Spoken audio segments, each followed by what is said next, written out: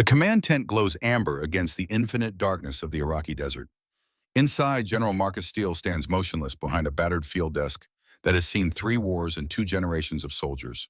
The desk's surface is covered in tactical maps marked with grease pencil satellite imagery, still warm from the printer, and fuel requisition forms that tell the story of betrayal in stark numbers and bureaucratic codes. His right hand rests on something that doesn't belong in staff meetings or modern warfare, a Colt 45 pistol, with an ivory handle worn smooth by 60 years of use and 3 generations of violence. The ivory is yellowed with age, stained with old blood that his father never quite managed to clean off after Normandy. There are initials carved into the grip, WTS. William Thomas Steele, who carried this weapon across France in 1944, who killed 17 Germans with it in the hedgerows outside Caen, who came home in 1945 and passed it to his son with one instruction that has echoed through the Steele family for 60 years: use it when words fail and justice demands action.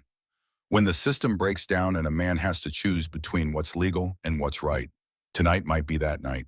Captain Richard Thornhill stands across from him, held in place by fear as much as military discipline.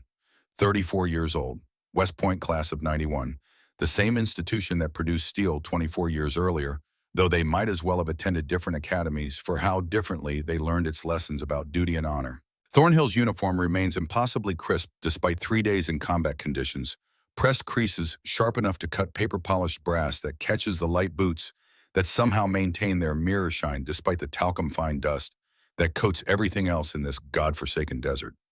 But his face tells a different story. The color has drained completely, leaving him the shade of old paper, the kind that crumbles when you touch it. His hands tremble slightly at his sides, a tremor he's trying to control through sheer force of will and failing. Sweat beads on his forehead despite the desert night's chill that has dropped temperatures into the 40s. Behind Thornhill, Colonel Eleanor Ramsey stands near the tent entrance holding a digital camera, its red recording light a tiny star in the dimness. She's 48 years old, Steele's chief of staff, for 3 years his right hand and his conscience. Her presence transforms this from a private confrontation into something official, something documented, something that will either justify what's about to happen or provide evidence for a court-martial that destroys everything Steele has built over 35 years of service to a nation that doesn't always deserve the sacrifices its soldiers make. The silence stretches past comfortable into oppressive. 30 seconds, 40, 50, crossing the threshold where silence becomes its own form of pressure, its own kind of violence. The only sounds are desert wind against canvas, that particular whisper of air moving across fabric that sounds like distant breathing, and the deep rumble of generators powering a war that never sleeps. Somewhere outside, a maintenance crew works on an M1 Abrams tank. The clang of metal on metal, the hiss of hydraulics, the mundane sounds of war preparation continuing, even as everything inside this tent balances on the edge of violence. Steele lifts the pistol, not quickly, not with obvious anger or theatricality, with the terrible deliberation of a man who's killed before 7 confirmed kills in Desert Storm 12 years ago, though he doesn't talk about them, doesn't count them as achievements, remembers each one as a failure of diplomacy, and might kill again if the mathematics of justice demand it. He walks around the desk, 5 measured steps, 6, each one giving Thornhill time to understand what's happening, to feel fear grow from possibility into probability into near certainty, to recognize that some lines once crossed cannot be uncrossed. He approaches Thornhill, close enough to see the sweat beading on the captain's forehead despite the desert night's chill, close enough to hear the rapid breathing, 24 breaths per minute instead of the normal 12. Close enough to smell the fear sweat that's different from work sweat or heat sweat, more acrid, more chemical. The smell of a body preparing for fight or flight when neither option is available. Close enough to see the pulse hammering in Thornhill's neck like a trapped bird. Steele presses the barrel against Thornhill's forehead, right between the eyes where a bullet would enter the skull and destroy the frontal lobe before the brain could register pain or fear or regret. The steel is cold. Desert nights are always cold, a fact that surprises soldiers who think deserts are always hot. Thornhill flinches at first contact, then forces himself still through some reserve of professional discipline that's warring with primal terror. Get this Pentagon spy out of my headquarters before I forget we're supposed to be on the same side and blow your goddamn brains all over my operations map. Steele's voice is flat, emotionless, which makes it more terrifying than if he were shouting. Before I paint that tactical display with what passes for your thoughts, before I have to explain to your wife why her husband came home in a box because he couldn't remember which uniform he was supposed to be loyal to, the pressure increases, just slightly, just enough to leave a circular impression in the skin that will remain for hours as physical evidence of this moment. Thornhill's breathing accelerates into short gasps. Panic breathing. The breathing pattern Steele has seen in men about to die, some who knew it was coming, some who didn't, all of whom looked exactly like Thornhill looks now. The breathing of a man who understands intellectually that he might die in the next 30 seconds and whose body is responding with chemicals and hormones and evolutionary reflexes that haven't changed since humans lived in caves. Steele's voice drops to barely above whisper, more dangerous for its quietness. The voice he used in 1991 when he found Iraqi soldiers executing Kuwaiti civilians and had to make decisions about rules of engagement versus justice, about following orders versus doing what was right. Do you know what treason looks like, Captain? Not the textbook definition they taught you at West Point, not the legal definition in the Uniform Code of Military Justice. Real treason, treason that gets soldiers killed. He pauses, lets that sink in. It looks like you, standing in my command tent wearing my uniform, the same uniform I've worn for 35 years, the uniform my father wore at Normandy, the uniform that's supposed to mean something about honor and loyalty and brotherhood and about being willing to die for the man next to you because you know he'd die for you. Sending classified intelligence to my enemies while my soldiers sit exposed in hostile territory 300 miles from safety. That's not coordination. That's not liaison work. That's not honest disagreement about tactics or strategy. That's betrayal. Plain and simple. And Article 106 of the Uniform Code of Military Justice says betrayal during wartime has one solution. One penalty that doesn't require a trial or a lawyer or 12 good men to sit in judgment. Death. By any means the commanding officer deems appropriate, and I deem a bullet between your eyes very appropriate right now. 45 seconds of pressure. The longest 45 seconds of Richard Thornhill's life. He can hear his own heartbeat pounding in his ears like incoming artillery. The wind outside. Distant artillery. Real artillery, the 155mm howitzers of Alpha Battery, firing harassment missions at Iraqi positions 10 miles away. The generator rumble. Nothing else.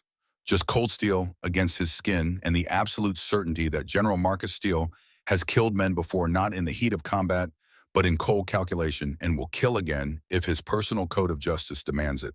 If the math says one death now prevents 10 deaths later. The clock on the desk ticks, one of those old wind-up clocks from Steele's grandfather, a relic from World War I that somehow still keeps perfect time a century later. Each tick impossibly loud in the silence. Once, twice, 3 times. Each tick might be the last sound Richard Thornhill ever hears. Each second might be his last second of consciousness before the 45 caliber bullet, 230 grains of copper-jacketed lead, traveling at 830 feet per second, enters his skull and ends everything he is and ever was and ever could be. Then the image freezes. Time stops. We pull back through layers of decisions and consequences, rewinding 72 hours through the desert in the darkness and to understand how these 2 American officers, both sworn to defend the Constitution, both trained at the same academy, both presumably fighting for the same cause, both wearing the same uniform, arrived at this moment where one holds a gun to the other's head and means it. To watch trust collapse one lie at a time. To see betrayal build brick by brick until it becomes a wall between allies. To witness the machinery of conspiracy grind good men into impossible choices where every option is wrong and someone has to choose anyway. Dawn breaks over the desert like a surgical incision, precise and violent. Red light spreads across sand, extending to every horizon, turning the world into variations of rust and copper and old blood. The sun rises enormous and terrible, a ball of fire that will bake this desert to 120 degrees by afternoon, that will make metal too hot to touch and turn the inside of vehicles into ovens. No trees to break the monotony, no buildings to provide reference points, no landmarks except Highway 1, a 2-lane strip of cracked asphalt built by Chinese engineers in the 1980s, disappearing north into enemy territory, like a dare, like a challenge, like the only road between here and victory. And on that highway, American armor stretching beyond sight. M1 Abrams tanks 70 tons of Detroit steel and depleted uranium armor, each one capable of killing another tank at 3 miles in pitch darkness. Bradley fighting vehicles, their 25mm chain guns elevated for march carrying infantry who will fight from the vehicles or dismount to clear buildings the tanks can't reach. Supply trucks carrying fuel and ammunition and water. The logistics tail that keeps an army moving, that determines whether soldiers fight or starve. Artillery pieces, 155mm M109 Paladin, self-propelled howitzers that can put a shell through a window 3 miles away, that can fire and move before counter-battery radar locates them. Support vehicles carrying everything from medical supplies to spare parts to mail from home. Everything painted desert tan, the color the Army decided looks tactical, but really just makes everything look like it's already covered in the dust that coats every surface after 5 minutes in this place. Everything pointing north. Everything waiting for the order that will unleash the largest armored offensive since Desert Storm 12 years ago, since the last time America decided Iraq needed fixing and then stopped halfway. General Marcus Steele sits in his command track at the division's head. The vehicle is an M577, an armored personnel carrier converted into a mobile command post filled with radios and computers and maps and the technology that turns 5,000 individual soldiers into a single weapon. He's 58 years old. Face carved by wind and sun and 3 decades of military service into something that looks almost geological lines and angles that seem permanent as landscape that tell the story of every decision that cost lives, every order that sent young men into danger, every choice between bad options and worse ones. Gray hair cropped military short, the way he's worn it since plebe year at West Point in '87 when Johnson was president and Vietnam was escalating, and America still believed it could win any war through superior firepower. Eyes pale blue like winter sky over the high plains of West Texas where he grew up, eyes that have seen more death than any man should see, that have watched friends die and enemies die and sometimes can't tell the difference anymore. He wears his grandfather's pocket watch on a chain, the old man who served with Pershing in World War I and came home to ranch cattle and raise a son who would fight in World War II. He wears his father's pistol on his right hip. 3 generations of cavalry officers, all believers in the same doctrine, passed down like a family religion. Speed defeats caution, audacity defeats planning, movement defeats thought. Strike fast, strike hard. Keep moving until the enemy breaks, or you do, the Steele family way of war. He thinks about his daughter Sarah for a moment. 28 years old now, which seems impossible because wasn't she just learning to ride a bike? Married to a good man, a lawyer in Richmond who treats her right and makes her happy, which is all a father can ask. 2 kids, his grandchildren. Though he's only met them 3 times because he's always somewhere like this, always preparing for, or fighting, or recovering from some war that seems necessary at the time and questionable in retrospect. Sarah called 2 days ago on the satellite phone, told him to be careful, told him she loved him, told him that Emma, his granddaughter, 5 years old with blonde hair and blue eyes, had drawn him a picture of a tank with an American flag on it and a stick figure she labeled Grandpa, standing in the hatch, one hand waving and the other holding what might be a sword or might be a rifle or might be a crayon that got away from her. He has that picture in his breast pocket right now. Carries it like a talisman against all the ways a man can die in combat. Looks at it sometimes when the decisions get hard and reminds himself why soldiers fight not for abstractions, like freedom or democracy, but for the people waiting at home who drew pictures and made them promise to come back. The radio crackles alive with the harsh static of military communications. Battalion after battalion reporting readiness in the clipped professional tones of men who've trained for this 4 years. 3rd Battalion ready, 2nd Battalion ready, 1st Battalion ready. Artillery ready, meaning 155mm howitzers loaded and aimed and ready to drop steel rain on anyone stupid enough to get into the way. Aviation ready, meaning Apache helicopters with their tank-killing missiles and 30mm cannons. Logistics ready, meaning fuel trucks and ammunition carriers and medical evacuation helicopters. Intelligence ready, meaning surveillance drones and satellite feeds and radio intercepts telling them where the enemy is and what he's planning. Everything prepared for the largest armored advance since Desert Storm 12 years ago. Except this time, they're not stopping at the border. This time, they're not declaring victory and going home while the dictator stays in power and murders his people for another decade. This time, they're driving straight to Baghdad, and they're not stopping until Saddam Hussein is gone or dead or hiding in a hole somewhere, waiting to be dragged out and hanged. Steele keys his microphone. The button is worn smooth by thousands of transmissions, by 3 decades of giving orders that send men into danger. His voice carries traces of West Texas, the accent from a childhood on a ranch near Lubbock, from growing up speaking English and Spanish with the ranch hands, from learning to ride and rope and shoot before he learned to read, because that's what you did if you grew up on a cattle ranch in the 1950s. 35 years of military service hasn't erased it completely. Can't erase what you learned before you could talk what's part of your bones and blood. All Thunder elements, this is Thunder 6. Thunder is the division call sign, 6 is the commander. Military radio procedure is stripped to essentials. Operation Thunder Run is active. Effective immediately, this division advances north until we reach Baghdad. We don't stop for resistance, we bypass it, or we destroy it, but we don't stop. We don't wait for support, we are the support.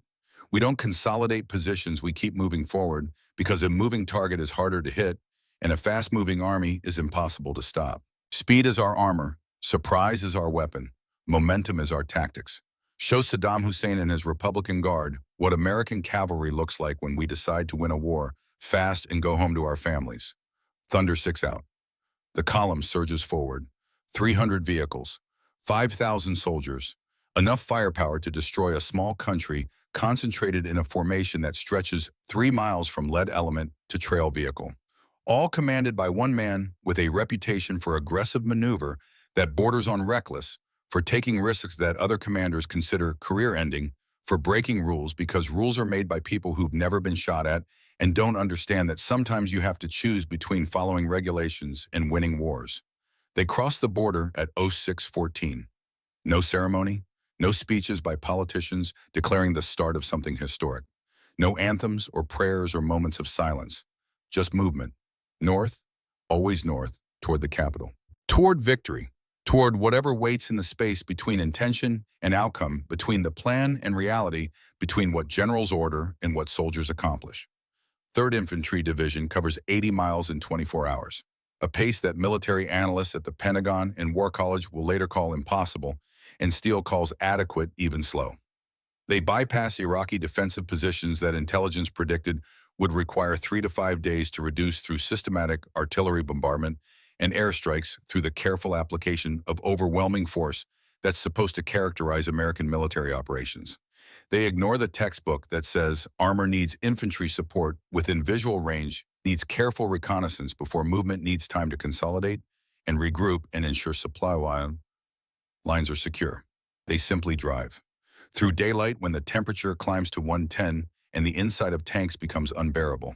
Through darkness, when thermal optics turn night into green-tinted visibility, where warm bodies glow against cool ground and recent tire tracks show as temperature differences in the sand. Through the looking-glass world where technology transforms midnight into something like noon, where American soldiers fight with advantages that would seem like magic to soldiers from previous generations. Around 1400 hours, they encounter the Iraqi 7th Infantry Division, 3 brigades, 9 battalions, approximately 9,000 men, dug into defensive positions along Highway 1 that were prepared over months of work. Anti-tank missiles, Russian-made Konkurs and Metis systems that can penetrate most armor at 2 kilometers. Artillery pre-ranged on the road, every meter marked and registered on firing tables, so they can drop shells with precision on any target. Minefields marked with white rocks for their own forces and hopefully invisible to Americans who don't know what to look for, who might drive tanks onto Soviet-era mines that can blow a track off and leave a 70-ton vehicle immobilized. Everything positioned to stop an American advance for a week, to bleed the Americans, to make them pay for every kilometer in blood and time. A textbook defense prepared by officers who studied at Iraqi War College and learned Soviet doctrine from Russian advisors, and probably think they're very clever, that they've outsmarted the Americans, that superior positions and numerical advantage will compensate for inferior technology and training. Steele doesn't attack the positions head-on, doesn't do the expected thing, the thing Iraqi commanders are prepared for. Doesn't follow the doctrine that says you have to reduce defensive positions through artillery and airstrikes before you advance, that you have to do everything carefully and by the book, and accept that wars take time and patience. He goes around them, orders his tanks off the highway, drive cross-country through terrain Iraqi planners assumed was impassable for heavy armor, because Soviet tanks couldn't handle it, because T-72s with their narrow tracks and underpowered engines would bog down in sand or break their suspension on rocks. Sand and wadis, dried riverbeds that cut through the desert like scars.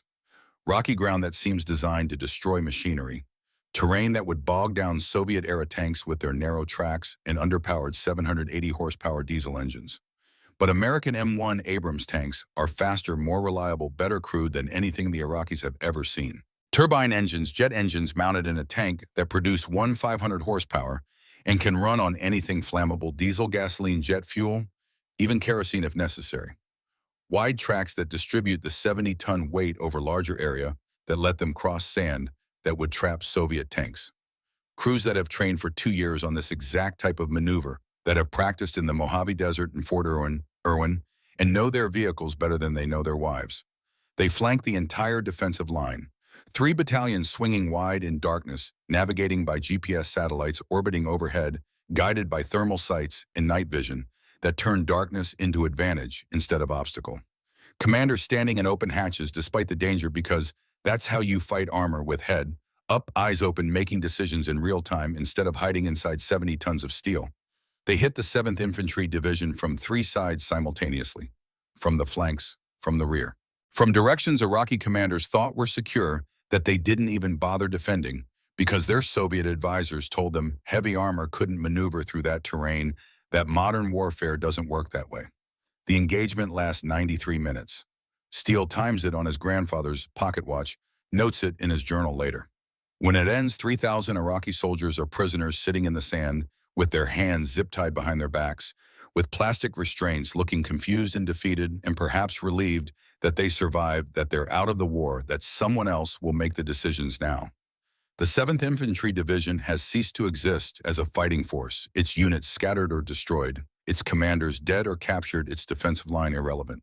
And Steele's column has barely slowed loss, maybe 45 minutes compared to the 6 days it was supposed to take, according to the careful plans drawn up by staff officers at CENTCOM who never served in armor units, who don't understand that sometimes the best plan is to ignore the plan and keep moving. They pushed north, 80 miles, first day complete. Steele makes a note in his journal, something he's done every night of his military career, a habit learned from his father, who did the same thing in World War II, who believed that soldiers owe history an honest accounting of what they did and why. Day 180 miles, 7th ID, destroyed 0 KIA-2 WIA-147 EPW. Enemy prisoners of war, numbers that tell a story of overwhelming success. Enemies surprised by speed and maneuver, confirms doctrine audacity defeats preparation. But what happens when audacity runs out of fuel? That last line is prescient, prophetic. In 24 hours, it will seem like he knew something was coming. In a command bunker 20 feet underground in Baghdad, General Hamid al-Tikriti receives the report.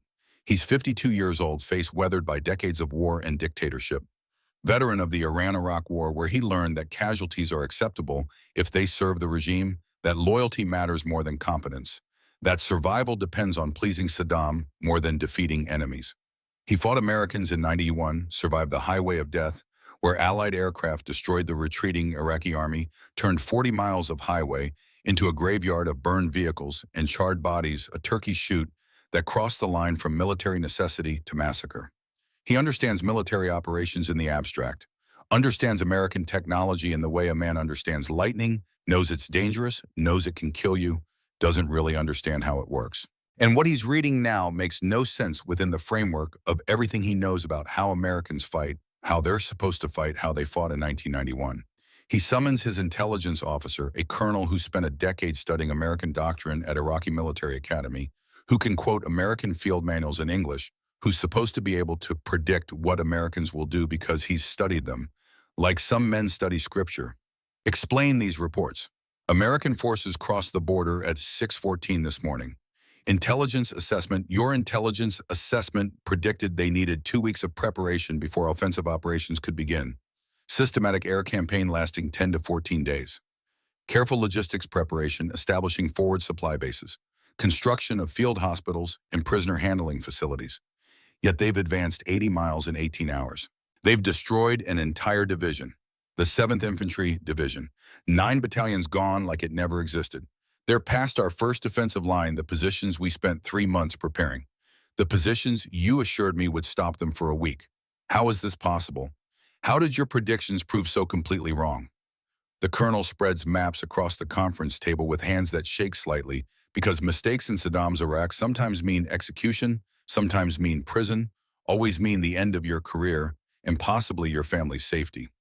Red markers for Iraqi positions, defensive lines that look impressive on paper, that seemed adequate when planning them. Blue arrows for American movement arrows that look like knife wounds fast and deep, and surgical arrows that shouldn't be possible according to everything the colonel has learned about American military doctrine. Sir, the Americans are not following their doctrine. Standard U.S. Army procedure requires extensive air preparation. Operation Desert Storm in 1991 began with 38 days of airstrikes before ground forces moved. Systematic reduction of defenses through artillery and air power. Careful logistics preparation. The Americans are obsessive about logistics, about ensuring fuel and ammunition and spare parts are positioned before operations begin. Consolidated supply lines with redundancy and security. None of this is happening. This commander is ignoring all established protocols, all the lessons the Americans learned in previous wars. He's simply advancing as if our entire army doesn't exist between him and Baghdad, and as if defensive positions and minefields and anti-tank missiles are irrelevant annoyances rather than obstacles that should stop or slow an advance. Al-Takriti studies the arrows growing longer by the hour, extending deeper into Iraq like fingers closing around Baghdad's throat. Studies the gaps between Iraqi positions that Americans are driving through like water finding cracks in a dam. Studies the timeline that says they've moved 80 miles in 18 hours when they should still be preparing to move, should still be establishing supply bases and running reconnaissance missions, and doing all the careful things that Americans are supposed to do. This commander, what's his name? What do we know about him? Is he reckless, incompetent, or is he something else? Steele, General Marcus Steele, 3rd Infantry Division, former armor officer with extensive combat experience. West Point graduate class of 1967. That means he would have served in Vietnam, though records don't indicate he saw combat there. Served in Desert Storm 12 years ago, commanded a battalion during the famous left hook maneuver, the flank attack that destroyed the Republican Guard. Received Silver Star for aggressive tactics, for pushing his battalion deeper than orders authorized, for exploiting success rather than consolidating. His reputation is for what the Americans call aggressive maneuver warfare. Takes risks other commanders consider reckless. Has been reprimanded twice in his career for exceeding his authority, for ignoring orders when he disagreed with them. But also has never lost an engagement, never retreated, never failed to accomplish his mission, even when the mission seemed impossible. Aggressive. Al-Takriti's voice rises echoing in the concrete bunker that's supposed to protect him from American bombs, but feels more like a tomb. This isn't aggressive. This is insane, possibly suicidal. He's extended his supply lines 300 kilometers in one day. That means his logistics tail is stretched thin, vulnerable. He's bypassed our defensive positions without reducing them, which means we still have intact forces behind him that could cut his supply lines, surround him, force him to fight in all directions. He's vulnerable to counterattack from every direction. Any competent commander would see the opportunity to cut him off and destroy him. Surround his forces, starve them of fuel and ammunition, force surrender or annihilation. This is what happened to German forces at Stalingrad. They advanced too fast, got surrounded, died. This American is making the same mistake. The colonel doesn't respond immediately. His expressions suggest doubt, hesitation, fear that contradicting a general might be dangerous in a regime where failure sometimes means execution and honesty often means prison. Finally, carefully choosing words, sir, with respect, every unit that attempted to counterattack has been destroyed. The 7th Infantry Division tried to reform its scattered battalions and attack his flanks while he was maneuvering. They were annihilated by American artillery and airstrikes in 40 minutes. We have reports of entire companies destroyed before they could engage. The Americans have complete air superiority. Our aircraft can't fly without being shot down by F-15s and F-16s that we never even see on radar. Their intelligence is faster than ours. They seem to know our positions before we reach them, as if they can see through fog and darkness. Their communications are better. They can coordinate across hundreds of kilometers in real time, while we struggle to maintain contact between adjacent units using radios from the 1970s. Their training is superior. Their tank crews can hit moving targets at 3,000 meters in complete darkness, using thermal sights we don't have. And this General Steele seems to know what we're planning before we plan it, as if he's reading our minds, or has spies in our headquarters, or simply understands how we think better than we understand how he thinks. Al-Takriti returns to the map, to the impossible blue arrows. to the timeline that defies everything he knows about logistics and movement and the limitations that are supposed to govern warfare that kept the Iran-Iraq war stalemated for 8 years because armies can't move faster than their supply lines can support them. He picks up a secure phone, one of the few communication systems that still works after 3 days of American airstrikes targeting Iraqi communications infrastructure after cruise missiles destroyed telephone exchanges and microwave relay stations, and everything that connects Baghdad to its forces in the field. He calls Baghdad, warns them that the Americans are coming faster than anyone predicted, that conventional defensive planning is irrelevant when the enemy refuses to fight conventionally, that they move like phantoms wrapped in steel. The voice on the other end doesn't believe him, tells him he's panicking, that he's exaggerating, that American forces can't possibly be moving that fast because it's militarily impossible, tells him to stop the Americans to counterattack to restore the defensive line, tells him failure is unacceptable, that Saddam is watching, that reputations and careers and possibly lives depend on stopping this advance. Al-Takriti hangs up, looks at his intelligence officer with something approaching pity or despair, or the recognition that they're both trapped in a system that values loyalty over competence, that shoots messengers who bring bad news, that's about to be destroyed by an enemy who doesn't care about their rules or expectations. They don't understand. Baghdad doesn't understand. This American commander is different. He's not fighting the war we prepared for.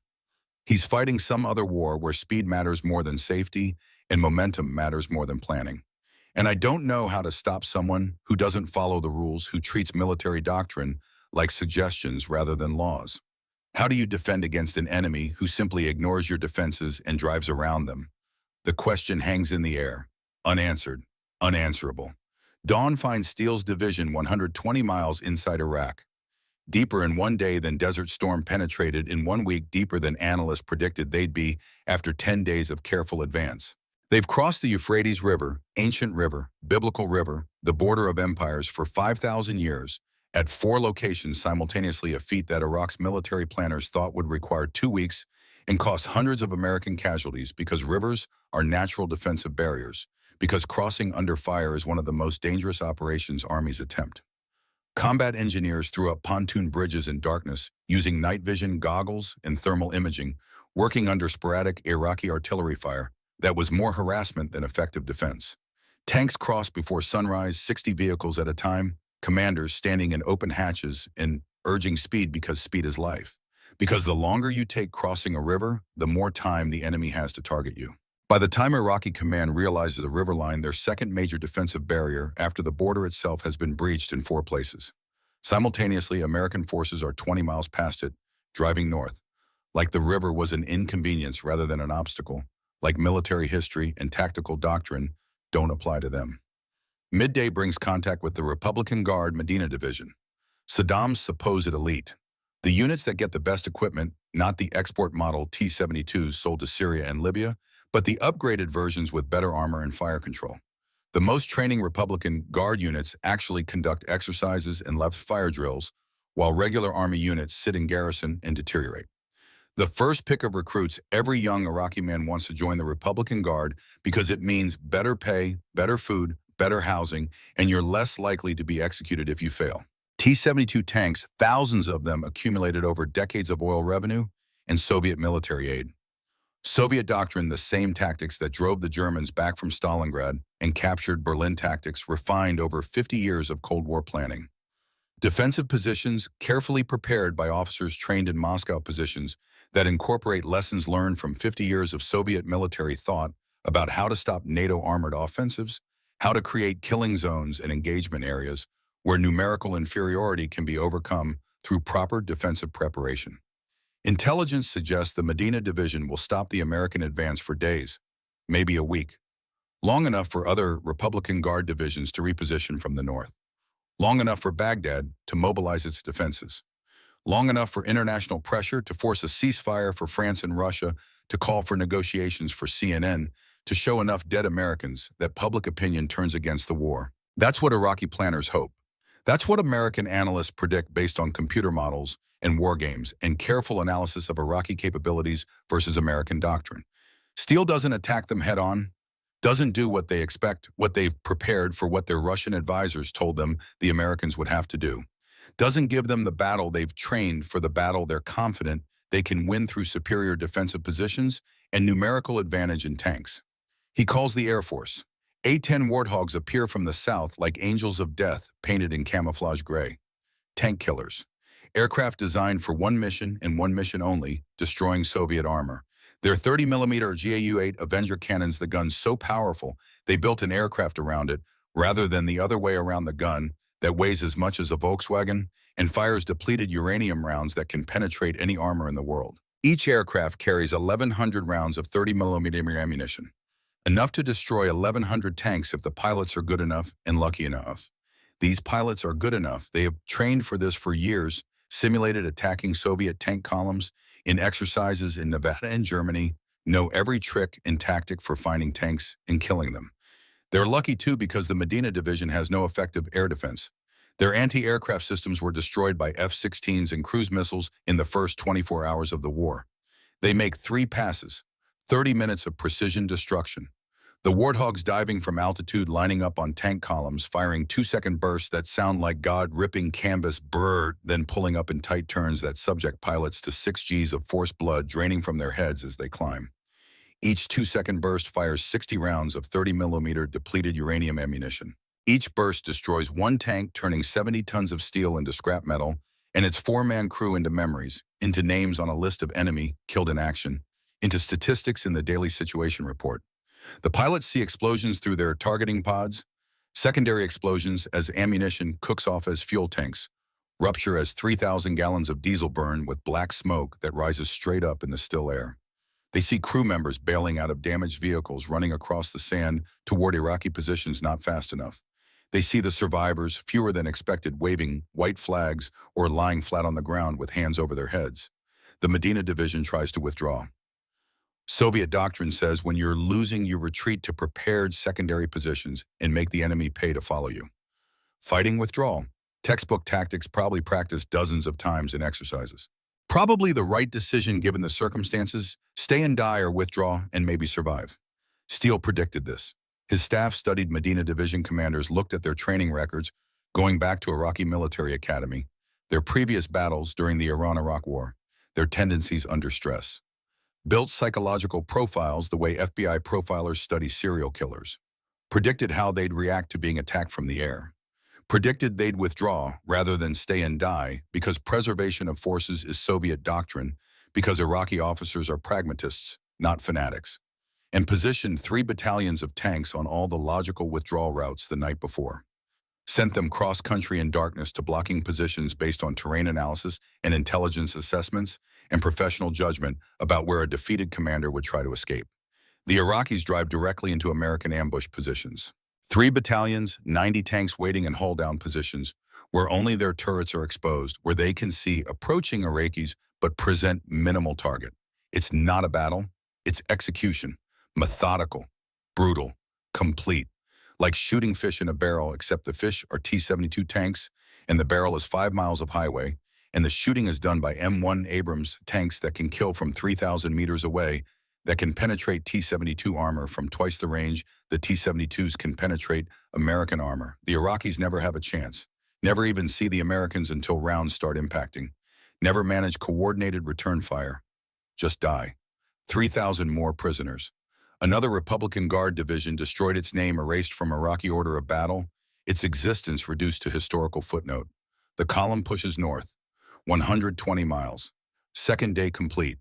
Steele sits in his command track that evening, studying maps by redded flashlight, because white light ruins night vision, and commanders need to see in the dark. Calculating distances with a ruler and a grease pencil, 60 more miles to Baghdad, 60 more miles to victory or disaster, depending on whether the fuel holds out and the momentum sustains and the enemy doesn't get organized. Fuel consumption, 8,000 gallons per hour when moving at combat speed, less when static, but still thousands of gallons just to keep generators running and vehicles idling and soldiers alive in metal boxes that become ovens under the Iraqi sun. Enemy positions weakening every hour as units are destroyed or surrender or simply abandon their positions and go home because fighting seems pointless when the Americans destroy divisions in hours instead of days. Time, always time, the resource that matters more than firepower or armor or courage, Because every hour of delay gives the enemy time to reposition, gives politicians time to interfere, gives CNN time to broadcast images that might turn public opinion against the war, gives doubters in Washington ammunition to argue for pausing or slowing or stopping. Speed is more than tactics, more than military doctrine, more than preference. Speed is mercy. Speed saves lives by ending wars fast, by not giving the enemy time to kill more of your soldiers or their own civilians. Speed is kindness. Speed gets soldiers home to their families before they're killed or crippled or traumatized beyond recovery. He thinks about his father, dead 20 years now, buried in Arlington in a grave, still visits once a year when duty brings him to Washington. Wonders what the old man would think of this. His father, who crossed the Rhine in 1945, who fought through Germany in the final months of World War II, who told stories when he'd had enough whiskey to loosen his tongue about what happens when armies move too slowly, gives the enemy time to prepare, time to kill you, time to destroy what you're trying to save. His father's philosophy was simple, reduced to essentials by years of combat: get it done fast and get home alive. Don't give them time to organize. Don't give them time to kill your friends. Don't give politicians time to change their minds. Just win and go home. Steele has adopted that philosophy as his own, has made it the foundation of his command. Steele has built a career on being the general who finishes wars fast. Colonel Garrett Blackwood climbs into the track. 40 years old but looks older in the red flashlight glow face lined by stress and combat, and 2 decades of doing things the government won't acknowledge in places the government won't name. Former Delta Force, the unit that doesn't officially exist, the men who do things that can't be admitted, that perform operations so sensitive even their successes are classified. Speaks Arabic fluently, spent 3 years embedded with Afghan Mujahideen in the 1980s. Fighting Soviets, learned the language and the culture and the particular logic of men who fight for God rather than country, who see death as martyrdom rather than defeat. His job now is knowing what enemies know before they know it. Signals intelligence, communications intercepts. The art of listening to everything and understanding what it means, filtering signal from noise, finding the patterns in chaos that reveal enemy intentions. General, we intercepted Iraqi communications on multiple channels. Baghdad is panicking. Their defensive plans assumed we'd still be south of the Euphrates River, expected us to spend 3 to 5 days preparing to cross building bridges under fire, conducting detailed reconnaissance. Instead, we're 120 miles beyond it, and they're still trying to understand how. They're trying to redeploy the Republican Guard to defend the Capitol, but their units are scattered, their communications are failing, we've destroyed most of their microwave relays and telephone exchanges, and their commanders are receiving contradictory orders from multiple headquarters that don't coordinate. It's chaos. If we maintain this pace, if we don't pause to consolidate or wait for supply lines to catch up, we'll be in Baghdad before their defenses solidify, before they can establish a coherent defensive line. Before they can organize the house-to-house fighting, they're planning the Stalingrad scenario that's supposed to bleed us dry. Steele traces routes on his map with a grease pencil. Red circles for Iraqi units based on intelligence reports and signals intercepts. Blue markers for his own forces based on GPS position, reports from battalion commanders. The gap between them shrinking like a closing fist, like inevitability taking shape in blue and red on acetate overlay. How long until they're repositioned? Until they can establish a defense that might actually slow us down. 48 to 72 hours, assuming their units can move at doctrinal rates. Their Republican Guard divisions have to move through traffic, through refugees fleeing south, through roads we've been bombing for 3 days. If we push hard now, if we don't stop to consolidate or rest, we can be in Baghdad before they're ready. Fuel status. Blackwood checks his tablet computer. Numbers scrolling, green bars showing adequate supply, yellow bars showing caution. No red bars yet. Adequate for another 48 hours of operations at current consumption rates. After that, we'll need resupply from Kuwait. Convoys are already en route, but they're 2 days behind us, moving as fast as they can, but limited by highway capacity and security concerns. We've got enough to reach Baghdad, just barely, but no margin for error, no reserve for unexpected combat or detours or increased consumption. Perfect timing, everything coming together like a well-rehearsed play, even though most of this is improvisation, even though half the plan was thrown out after crossing the border, because reality never matches planning. 48 hours to Baghdad, just enough fuel to get there, enough momentum to break through whatever the Iraqis can organize. The math works, barely. Then the radio crackles with the harsh static that means bad news, that means someone calling with a problem, that needs command attention. Division Logistics Officer. His voice carries tension that wasn't there yesterday, that wasn't there this morning. The kind of tension that comes before words no commander wants to hear. Thunder 6, this is logistics. We have a significant problem with today's fuel delivery. Request you come to Logistics Operations Center immediately. Steele's hand moves unconsciously toward the pistol on his hip. The gesture of a man preparing for bad news, the gesture he learned in '91 when bad news meant casualties and good luck meant you lived another day. Define significant, quantify the problem. I need numbers, not adjectives. Sir, yesterday we received 400,000 gallons at the forward supply point. That's adequate for 2 days of operations at current consumption rates, which is our standard operating procedure. Maintain 2 days of fuel go on hand at all times. Today's delivery is 85,000 gallons. That's adequate for maybe 10 hours of operations if we're lucky and careful. Tomorrow's projected delivery is, they're telling us, uncertain. Silence fills the command track, the kind of silence that comes before violence or after disaster. The silence when everyone realizes something is very wrong and nobody knows how to fix it. Blackwood and Steele exchange glances. The unspoken question hanging between them like smoke from a fire you can't see. What changed? What happened between yesterday and today that would cut fuel supplies by 75%? Why would CENTCOM Central Command, the theater headquarters in Tampa, that's supposed to support combat operations, strangle fuel supplies to its most successful unit in the middle of the most successful advance in modern warfare? Uncertain, we're 60 miles from Baghdad, 120 miles from our start point, 300 miles from Kuwait, where the fuel comes from, and our fuel allocation is uncertain. Someone at CENTCOM needs to explain how that's acceptable. Someone needs to explain how you cut supplies to combat units in contact with the enemy. Yes, sir. CENTCOM Logistics says there's a prioritization issue, something about revised operational guidance from Theater Command. Multiple units operating simultaneously. 4th Infantry Division is requesting increased allocation for their advance. They're reviewing our allocation based on updated strategic priorities. That's all they'll tell us. Steele's jaw muscle flexes. The tell that those who know him recognize as the first sign of rage building beneath professional control. The tell that says someone is about to get an education in what happens when you fuck with Marcus Steele's soldiers. Get me General Eisenberg, CENTCOM commander, theater commander, the man who's supposed to be running this war, not his staff, not his deputy, not some logistics colonel. Him, personally, right now. Sir General Eisenberg is unavailable according to his aide. High-level strategic discussions. He'll call back when he can schedule time. The transmission ends with a click that sounds final, that sounds like someone hanging up before you can ask more questions, before you can demand answers they don't want to give. Steele sits motionless, staring at fuel reports that don't make sense, that violate everything he understands about how the military is supposed to work. Yesterday, 400,000 gallons, adequate, normal, what they need to continue operations. Today, 85,000 gallons, barely enough to survive, certainly not enough to continue the advance, just enough to sit in hostile territory and die slowly if the Iraqis figure out you're immobilized and vulnerable. Tomorrow, uncertain, which in military terminology means non-existent, means someone made a decision not to give you fuel and doesn't have the courage to say it directly. His division burns 8,000 gallons per hour when moving at combat speed. Thousands more just idling, just keeping electronics powered and vehicles ready and soldiers alive in machines that need constant fuel to run air conditioning. That's the only thing preventing heat stroke when temperatures reach 120. The math is simple and terrifying. At current consumption rates, they have 10 hours of fuel, 10 hours to cover 60 miles and fight their way into a defended city and win a war.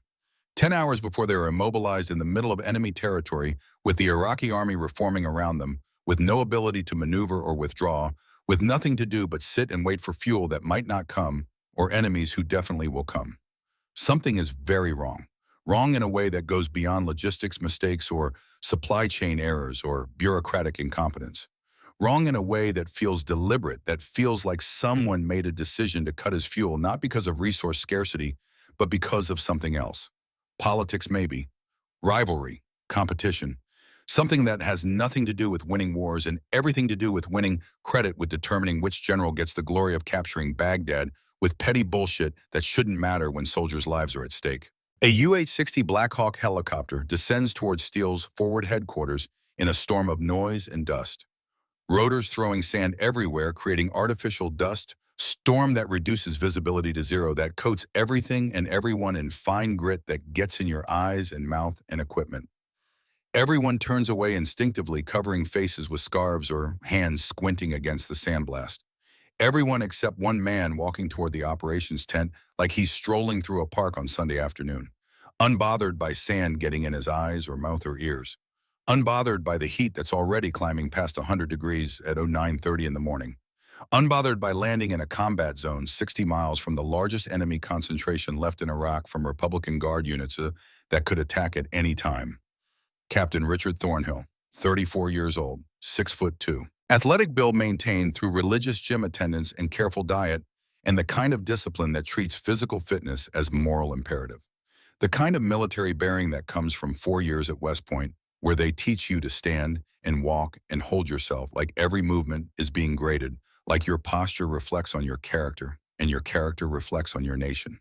His uniform looks freshly pressed despite the helicopter flight through dust and heat. Battle dress uniform with creases sharp enough to cut paper. Boots that somehow maintain their mirror shine despite desert conditions that turn everything else into the same dusty tan within minutes. His tablet computer is already out, already powered up, already taking notes before he's even cleared the landing zone. Colonel Eleanor Ramsey meets him outside the command tent. She's Steele's chief of staff, his right hand, his filter, his enforcer. The person who translates his intent into orders and makes sure those orders get executed. 48 years old, short gray hair, face weathered by 2 decades of military service, including Desert Storm, where she commanded a company during the breach of Iraqi defenses. No patience for staff officers who arrive unexpectedly and don't have immediate answers for questions she hasn't asked yet. No tolerance for people who waste her time or her boss's time with bureaucratic nonsense. Captain Thornhill. We weren't notified of your arrival. No movement order came through. No warning from CENTCOM that we were getting a liaison officer. No request for billeting or workspace or access to classified systems. Thornhill offers his hand. Firm handshake. Professional smile that's friendly without being warm. The kind of smile people learn in business school or officer basic training when they need to look approachable but don't actually mean it. Apologies, Colonel. Last-minute tasking from CENTCOM. You know how it is, someone upstairs decides something needs to happen immediately, and here I am 12 hours later. I'm coordinating intelligence sharing between divisions, making sure everyone has the same operational picture, avoiding duplication of effort and resource waste. Standard liaison work. Should only be here a few days, then I'm off to 4th Infantry Division to do the same thing. Ramsey doesn't entirely believe this. Her bullshit detector, developed over 25 years of military service, sharpened by dealing with staff officers who want to look busy without accomplishing anything, is pinging like a submarine sonar. But orders are orders. Even orders that arrive on a helicopter without warning, without paperwork, without explanation, are still orders from someone higher in the chain of command. She leads him to the operations center, where Blackwood is briefing the division staff on Iraqi positions. Current enemy locations based on signals, intelligence, and UAV surveillance. Projected movements based on pattern analysis and understanding of Iraqi doctrine. Defensive preparations they're making around Baghdad. Everything the division knows about what's waiting between here and the capital, about what they'll face when they try to take the city. Thornhill takes a seat in the back row. Opens his tablet, starts typing. Fast. Professional. Two-finger typing that's slower than touch typing, but still impressively rapid. The typing of someone who's written thousands of reports and knows exactly what information matters and what's just noise, what senior officers want to know, and what they'll ignore. After the briefing, Ramsey introduces him around systematically. Logistics, the section that manages fuel and ammunition, and food and water, and spare parts. Operations, the section that plans missions and coordinates units and issues orders.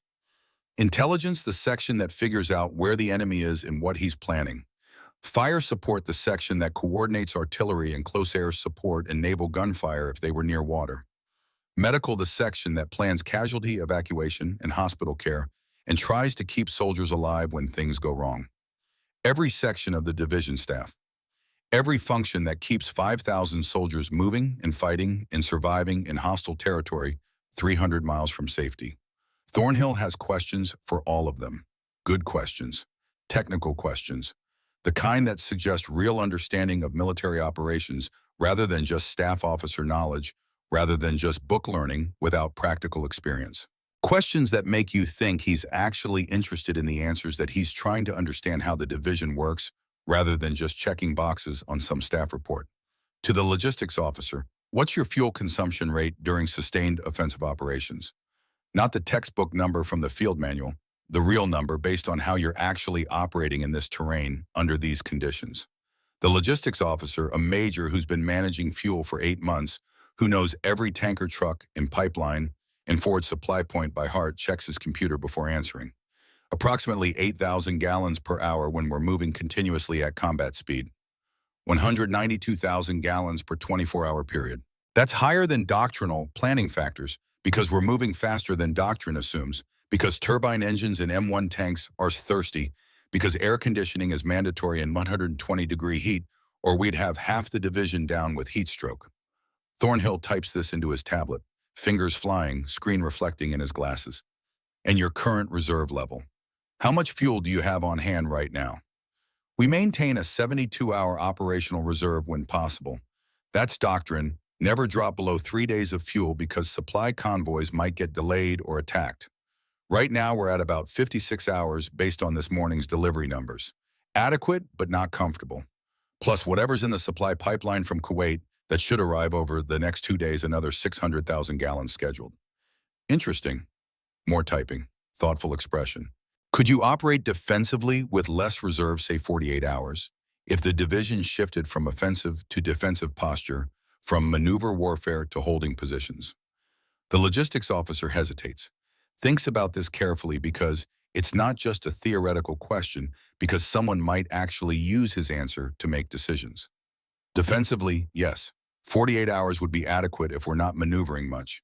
If we're holding positions rather than advancing. If we're static rather than dynamic. But offensive operations require the full 72-hour reserve. We need fuel for speed, for maneuver, for exploitation of success when we break through enemy positions, for the kind of warfare General Steele practices. 48 hours locks us into defensive posture, makes us static, takes away our main advantage, which is mobility. Thornhill nods, types more notes. Thank you. That's very helpful for my assessment of division capabilities and resource utilization. He moves through the sections systematically, methodically. Operations, intelligence, fire support. Same pattern everywhere. Technical questions about capabilities, about limitations, about what the division needs versus what it could theoretically survive without, about the difference between optimal conditions and minimal acceptable conditions. Questions that seem innocent, professional. Exactly what a liaison officer should be asking to understand operational requirements and resource allocations. But Blackwood watches from across the room. Something bothers him. Not anything specific he can point to and say that's wrong. Just instinct developed over 20 years in dangerous places where asking the wrong question got you killed and trusting the wrong person got your team killed, and the difference between safe and sorry was reading people correctly. Questions that seem innocent but probe for vulnerabilities like a doctor probing for tumors. Interest that seems professional but goes deeper than coordination requires, that feels less like information sharing and more like intelligence gathering. The feel of someone building a target package rather than building understanding. After Thornhill leaves the operations center, Blackwood finds Ramsey in her small office, really just a corner of a tent with a field desk and a folding chair and a laptop connected to classified networks. Eleanor, what do we actually know about Captain Thornhill? Beyond what he told us, beyond the friendly smile and the professional questions. Where's he really from? Who sent him? Why now? CENTCOM liaison officer according to his orders. Orders say he's coordinating intelligence sharing between divisions, making sure we're not duplicating effort or missing threats because we're not talking to each other. And where specifically at CENTCOM is he from? What section, what office, who's his boss? Who would I call if I had questions about his mission? Ramsey pulls up the orders on her laptop. Classified personnel system that shows assignments and authorizations and all the bureaucratic details that define military careers. Reads them carefully, professionally, looking for the details that matter. Frowns that expression she gets when something doesn't add up, when the story doesn't quite match the evidence. Orders say Strategic Planning Division at CENTCOM headquarters in Tampa. Before that, Pentagon, some staff job in Operational Planning Directorate. Before that, staff position with 2nd Infantry Division in Korea. Standard Staff Officer, career progression. All the right schools, Infantry Officer Basic Course, Ranger School Command, and General Staff College. All the right assignments that prepare you for senior staff positions. Perfect record, not a single blemish. Who specifically requested him? Whose name is on the orders as the requesting official? Who would I call to verify this mission is legitimate? Ramsey scrolls through the document, checks the signature block, checks the routing information, checks the authorization paragraph, frowns deeper that expression that means something's definitely wrong. Doesn't say. Orders are from CENTCOM Operations Directorate at the 1-star level. Brigadier General, somebody I've never heard of. But no specific requesting official listed, just by order of the commander language. Generic authorization that could come from anyone with access to the right computer systems and the right passwords. Blackwood's frown deepens into something darker. Something that looks like suspicion hardening into certainty. In his experience, 20 years, that includes operations in Afghanistan, Iraq, Colombia, Philippines, Somalia, places that officially never happened and that he'll never be able to talk about. Every order has a name attached. Every tasking has a specific officer who requested it, who can be called if questions arise, who takes responsibility for the decision. Orders without names are orders someone doesn't want traced back to them. Orders that exist in the gray area between authorized and deniable, between legitimate and something else. Eleanor, I don't trust this. Something feels wrong. Can't point to anything specific, but my instincts are screaming. Every alarm bell I have is going off. You think he's here to spy on us, to gather intelligence for someone at CENTCOM who wants to second-guess Steele, to build a case that we're doing something wrong? I think he's here to do something CENTCOM doesn't want officially documented, something someone can deny later if it goes wrong or becomes politically problematic. And given that our fuel allocation just got cut by 75% from 400,000 gallons yesterday to 85,000 today, exactly one day after Captain Thornhill spent 8 hours asking detailed questions about our fuel consumption rates and whether we could operate with less fuel, yes, I think he's gathering intelligence that someone is using to make decisions about our resources. I think someone at CENTCOM or the Pentagon is using him to justify cutting our fuel allocation. Ramsey considers this. She's known Blackwood for 8 years, served with him in 2 units, watched him operate in Afghanistan and Iraq. Trusts his instincts about people in danger more than she trusts most intelligence reports, more than she trusts computer models or analyst predictions. If he says something's wrong, something is usually wrong. His track record is too good to ignore. What do you want to do? Officially, we can't investigate an officer who has proper orders without starting a formal inquiry. Unofficially, I want to monitor him. Carefully, quietly, every email he sends, every phone call he makes, every database query he runs, every conversation he has. I want to know what he's reporting and to whom, who he's really working for and what his actual mission is. Because I guarantee you it's not what he said. Nobody flies to a forward combat zone on 12 hours notice just to coordinate intelligence sharing. That's bullshit. Garrett, that's surveillance of a U.S. officer. That's illegal without proper authorization from a judge advocate or counterintelligence. That's the kind of thing that gets you court-martialed or sent to Leavenworth military prison if anyone finds out. That ends your career and possibly your freedom. So is sabotaging combat operations while soldiers' lives are at stake. So is stealing fuel from frontline units while they're fighting for their lives 300 miles from safety. So is playing political games with resources during wartime. Pick your crime. I'll take the one that keeps our soldiers alive and gives them a chance to go home to their families. Ramsey is silent for a long moment, looking at Blackwood. Seeing the Delta Force operator, he used to be underneath the staff officer he pretends to be now. Seeing the man who'll break rules to accomplish the mission, who treats regulations as suggestions when lives are at stake, who believes that doing the right thing matters more than following procedures. Seeing someone she trusts more than regulations, more than the system, more than the chain of command that sometimes fails the people it's supposed to protect. Do it, but carefully. If he catches you monitoring him, if he figures out we're investigating, this all falls apart, and we're the ones who look like conspirators. And Garrett, if you find evidence that someone really is using Thornhill to undermine our operations, bring it to me first, before you go to Steele. Because if there's really a conspiracy here involving CENTCOM and the Pentagon, we need to handle it carefully. We need ironclad proof before we make accusations that could end careers or start investigations. Can't just burst in making accusations without evidence that would stand up in court-martial. Understood. I'll find the truth, document the betrayal, build an airtight case, and then we'll see who ends up in Leavenworth. Most of the division sleeps. 2 days of continuous movement and combat have exhausted everyone to the point where sleep isn't optional. It's a physical necessity, a biological imperative that can't be ignored. Soldiers sleep the sleep of the truly tired.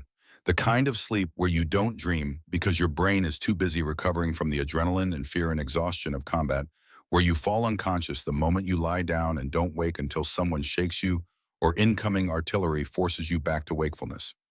Guard duty continues. Someone has to watch for Iraqi attacks. Someone has to monitor radios. Someone has to stay awake while everyone else recovers. Maintenance crews work on vehicles that broke during the day, tanks with blown seals, Bradleys with electrical problems, trucks with transmission issues. The operations center maintains minimal staff monitoring Iraqi positions and friendly movements and all the details that keep a division functioning. But most soldiers are unconscious, dead to the world, too tired to care about anything except the next few hours of blessed nothingness. In his tent, a small two-man tent that's really designed for one person but provides shelter from sand and sun and the illusion of privacy. Captain Richard Thornhill sits at a laptop connected to satellite uplink through an encrypted modem. The screen casts blue light across his face, the only light in the tent, the only illumination in his small corner of the war. He's been typing for 90 minutes straight, building a report. Professional, detailed, comprehensive.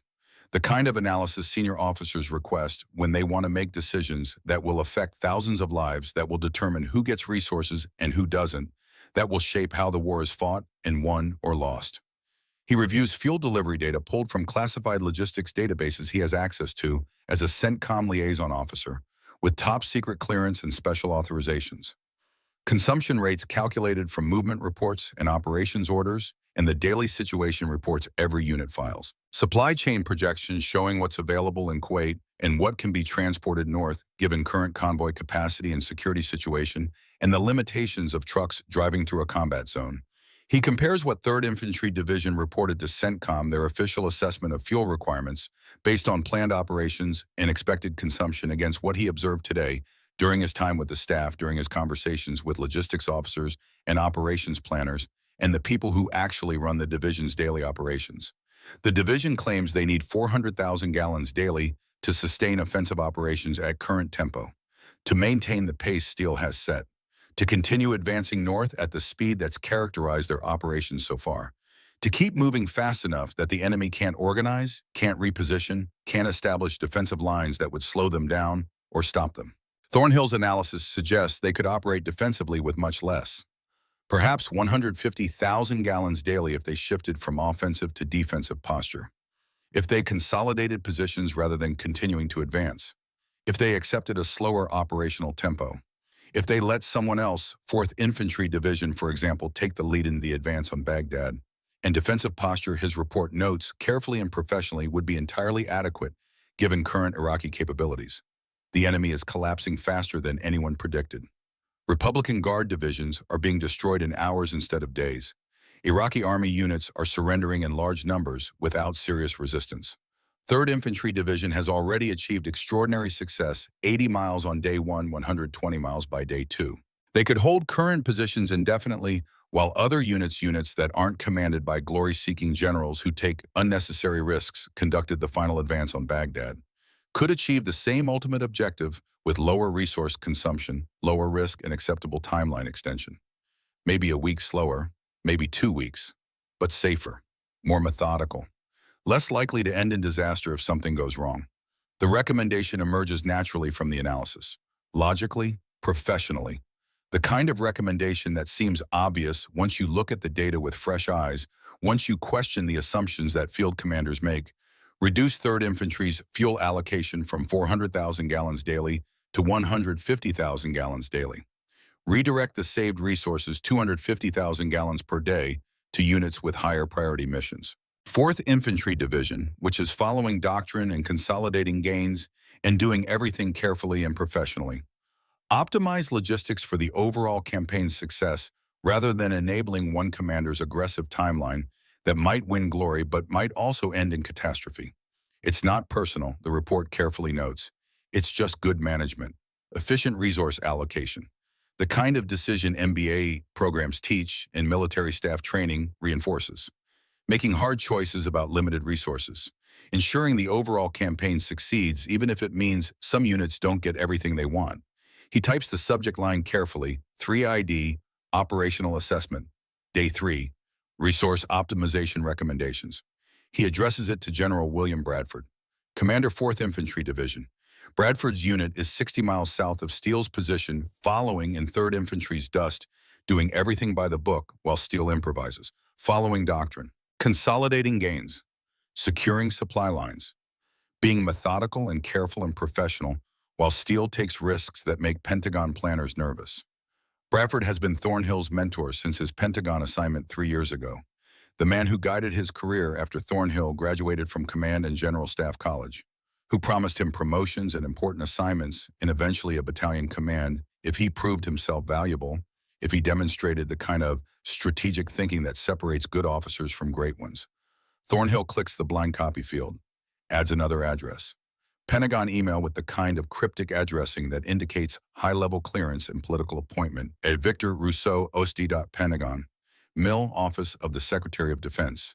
Deputy Secretary of Defense Victor Rousseau, former CIA operations officer who spent 20 years running covert programs in places the government won't acknowledge, who knows how to manipulate bureaucracies and control information and make things happen without leaving fingerprints.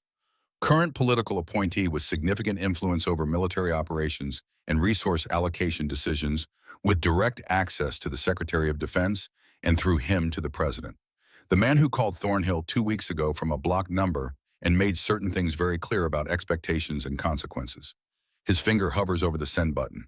For one moment, just one moment that stretches into eternity, he hesitates. Sits frozen with cursor over send, finger poised but not pressing. Thinks about what this email means, about who will read it, about how they'll use it, about the soldiers in 3rd Infantry Division who might die if they run out of fuel at the wrong place at the wrong time, because he recommended cutting their supplies based on spreadsheet analyses and staff officer assumptions about what's adequate versus what's necessary, about the gap between theory and practice, between planning factors and reality, between what works on paper and what works in combat. Then he thinks about his daughter, Emma, 6 years old, blonde hair she inherited from her mother, blue eyes she inherited from him, diagnosed with acute lymphoblastic leukemia 4 months ago on a Tuesday afternoon that split his life into before and after. Stage 3, which means it's aggressive, which means it's spreading, which means without treatment she has months, not years. The doctors at Walter Reed used words like critical and experimental treatment and not covered by standard insurance protocols. The kind of words that come before other words like terminal and palliative care and nothing more we can do and I'm sorry for your loss. The treatment she needs: gene therapy, immunotherapy, experimental protocols that aren't approved by FDA yet, that cost $300,000 and aren't covered by insurance companies because they're too new and too expensive and too uncertain, where success rates are only 60%, but that's better than 0%. Without treatment, requires active duty status to access military medical programs that fund experimental treatments for dependents of serving members. Requires security clearance to maintain his job and his access to those programs. Requires cooperation with people like Bradford and Rousseau, who can make sure Emma gets the care she needs, or make sure she doesn't, who can open doors, or close them with a phone call, who hold Emma's life in their hands as surely as if they were the doctors treating her. He thinks about the phone call 2 weeks ago. Bradford's voice, friendly at first, concerned, asking about Emma with what seemed like genuine sympathy, expressing hope that the treatment would work, then shifting to business with the smooth transition of someone who's made this pitch before. Explaining that the Pentagon could help with Emma's treatment through special medical programs that technically exist but require high-level authorization, could expedite approval through military medical channels that normally take months, could ensure the experimental therapy got covered by special programs that exist for extraordinary cases, could make sure everything was paid for and managed, and his daughter got the best care America could provide, the kind of care that saves lives when conventional treatment fails. All Thornhill needed to do was provide detailed operational assessments when he was deployed. Help his senior leadership understand ground truth versus what ambitious commanders reported. Provide independent analysis of whether field commanders were accurately representing their needs or inflating requirements to get more resources than they actually needed. Simple, professional, Exactly what liaison officers are supposed to do. Just tell the truth about what you observe. Just provide honest assessments. Just help senior leaders make informed decisions. Nothing illegal, nothing wrong, just doing your job with honesty and integrity. He thinks about the second call.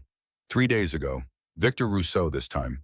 Voice he'd never heard before, but instantly recognized as dangerous. Less friendly than Bradford. More direct. No pretense of sympathy or concern about Emma. Just facts delivered in the flat tone of someone explaining consequences to someone who needs to understand reality clearly. Security clearances require trust. Trust is built through cooperation. Officers who don't cooperate demonstrate untrustworthiness. Untrustworthy officers lose their clearances because the government can't risk giving classified access to people who might misuse it. Officers who lose clearances lose their jobs because you can't work in intelligence or operations or planning without clearance. Officers who lose their jobs lose their insurance because TRICARE military health insurance only covers serving members and their families. Officers who lose their insurance can't afford $300,000 of experimental treatment on an O4 salary and whatever savings they've managed to accumulate. Rousseau said it exactly like that. Clinical, precise, like a doctor explaining a terminal diagnosis.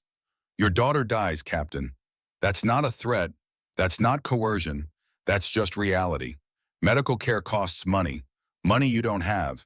You need your job to access medical programs. You keep your job by maintaining clearance. You maintain clearance by demonstrating trustworthiness. Are you trustworthy, Captain? Are you someone we can count on?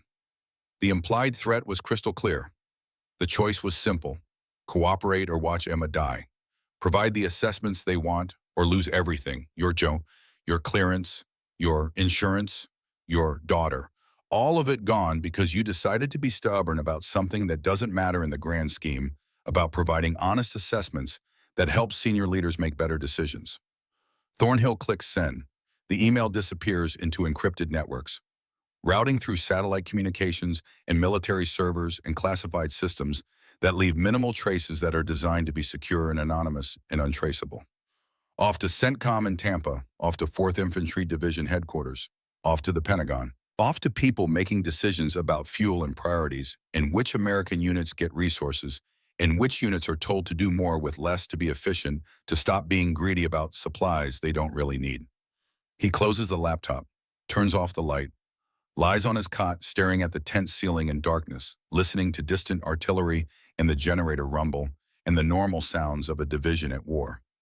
Tells himself he's helping make the war more efficient, helping senior leaders allocate scarce resources properly, helping the overall campaign succeed by preventing one commander from hoarding supplies he doesn't need from being greedy when other units need fuel just as much.